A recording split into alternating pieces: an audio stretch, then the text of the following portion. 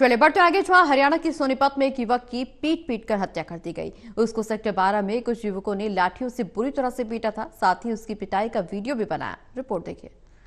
तो लगातार इस तरह की वारदातें सामने आ रही हैं। बता दें कि एक युवक के साथ मारपीट की गई।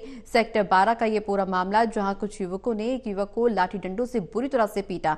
उसकी पिटाई का वीडियो भी वायरल हो रहा है। रिपोर्ट देखिए।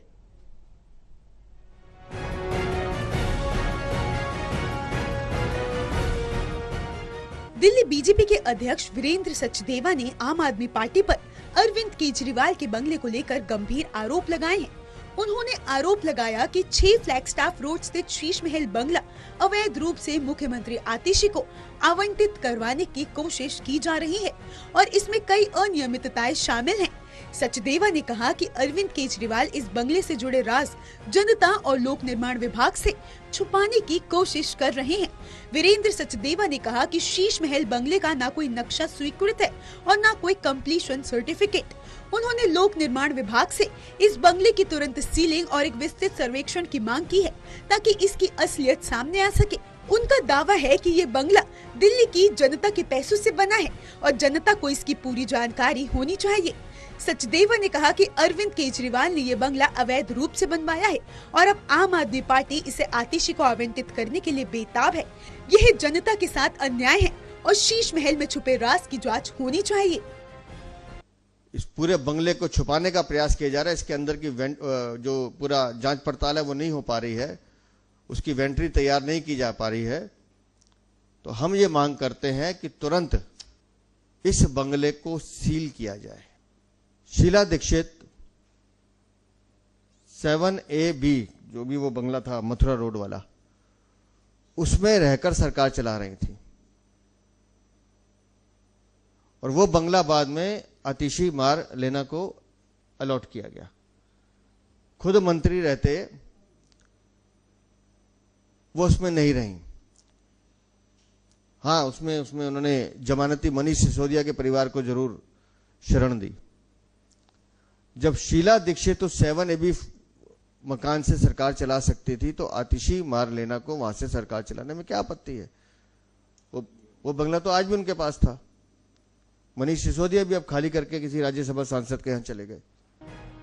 वीरेंद्र सचदेवा ने ये भी आरोप लगाया कि आतिशी को पहले से ही 17AB मथुरा रोड का बंगला आवंटित था, जिसे पूर्व मुख्यमंत्री शीला दीक्षित ने अपने कार्यकाल के दौरान इस्तेमाल किया था। उन्होंने सवाल उठाया कि जब आतिशी के पास एक बंगला पहले से है, तो वह नए बंगले के लिए इतनी बेताब क्यों है? आतिशी को आवंटित बंगला उन्होंने मनीष सिसोदिया के परिवार को दे रखा है, जबकि खुद कालकाजी में रह रही हैं। अब ये सवाल उठता है कि उन्हें नए बंगले की जरूरत क्यों है? कि इस बंगले की चाबी हैंडओवर की जाए।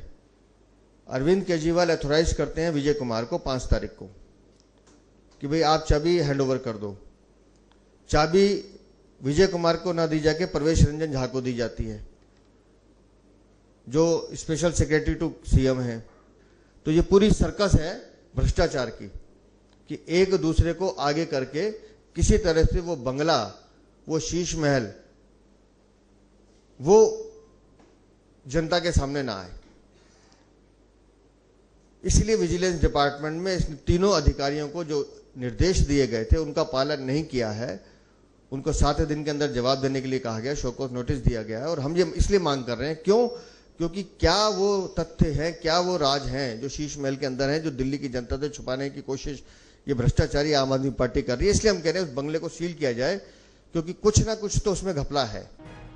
बहरहाल वीरेंद्र सचदेवा ने कहा कि शीश महल बंगले की चाबी सौंपने और वापस लेने का खेल आम आदमी पार्टी ने पूर्व मुख्यमंत्री के विशेष सचिव के साथ खेला है और इस मामले में सतर्कता विभाग ने नोटिस भी जारी किए हैं।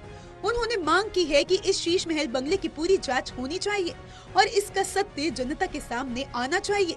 देखना अब ये होगा कि बीजेपी के इन आरोपों पर आम आदमी पार्टी की तरफ से क्या प्रतिक्रियाएं आती हैं और शीश महल बंगले का मामला किस दिशा में आगे बढ़ता है। टोटल टीवी के लिए दिल्ली से विशाल सिंह की रिपोर्ट।